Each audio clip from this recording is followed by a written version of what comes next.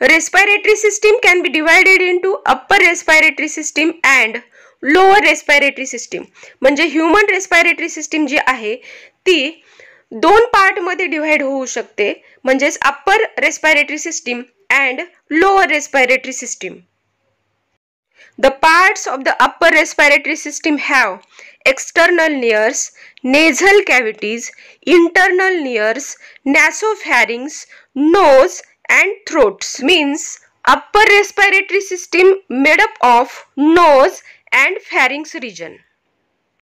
The parts of the lower respiratory system have larynx, trachea, bronchi, bronchioles and lungs.